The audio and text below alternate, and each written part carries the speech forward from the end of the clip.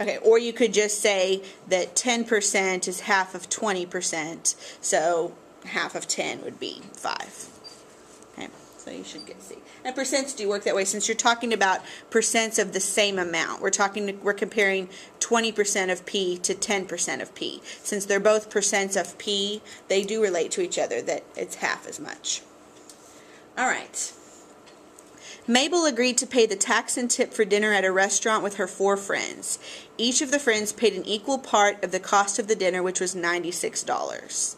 If the tax and tip together were 20% of the cost of the meal, Mabel paid how much less than any one of her friends? Okay, so let's figure out first how much her friends paid.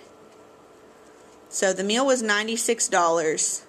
She has 4 friends that split that up. So each of her friends paid $24. Mabel paid the tax and tip, which were 20% of the cost of the meal. And the cost of the meal was $96. So 20% of 96, which is 20 over 100 times 96, 1920.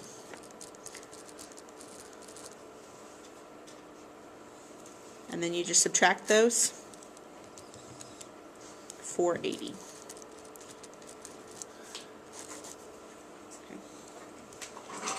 So 20% of the cost of the meal, 20 out of 100 times the cost of the meal.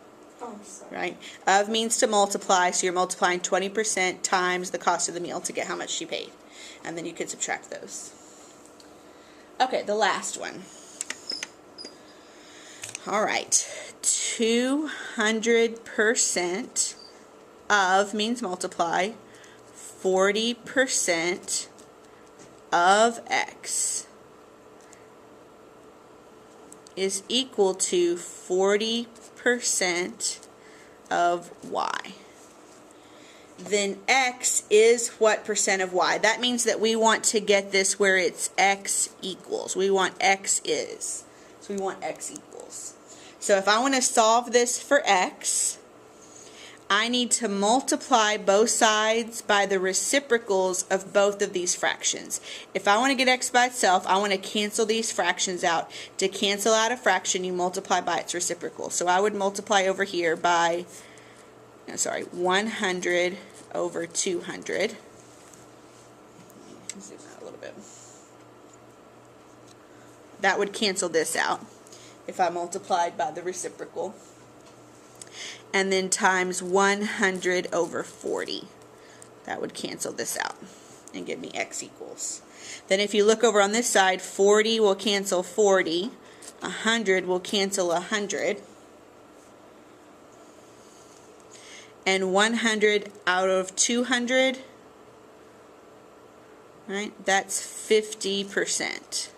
If you reduce that down to out of 100 instead of out of 200, that's 50% of Y. This is D.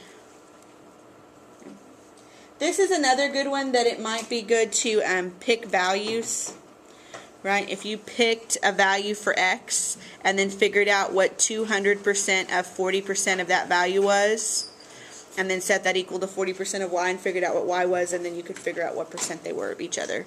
But if you translate, it's not too hard to solve that for X and figure out the percent.